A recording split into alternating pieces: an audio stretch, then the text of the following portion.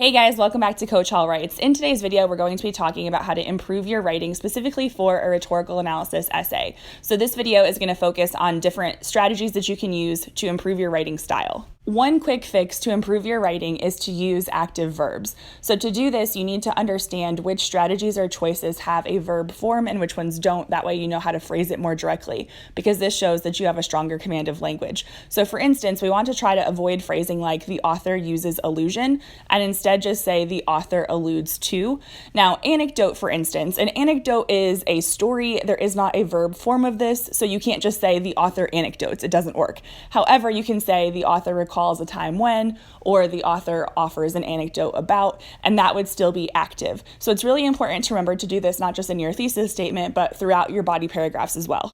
Another common mistake in student writing is to lack specifics. So oftentimes students will know what they're talking about, but they don't offer enough evidence or enough specifics from the text in order to make it clear to the reader. So I've included a couple examples here where I took an idea that a student wanted to convey and then I expanded it to offer more specifics. This can help with your paragraph development and it can help you incorporate evidence as well, which would then lead to commentary. So it's really important to be specific, but not necessarily give a play-by-play of every single thing the author says.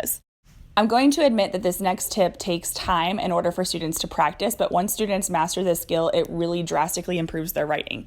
So one thing that students need to remember is to combine sentences. Oftentimes students say things in 3 sentences that they could actually say in 1 sentence. And if you can do that in 1 sentence, chances are you're going to be varying your syntax, which improves the flow of your essay. So as a student, how do you actually figure out if you can combine sentences? One thing to do would be to look for redundancies. I recommend reading your paper out loud because sometimes it's easier to hear these redundancies as opposed to just reading it in your head. You can then go through and highlight different words that seem redundant and figure out how to combine those sentences. This is also a skill that's assessed on the multiple choice for the SAT, the ACT, and the AP Lang exam, so it's good to know how to combine sentences effectively, including using the correct punctuation. Once you learn how to combine sentences, you can then work on varying your syntax intentionally. So syntax is sentence structure.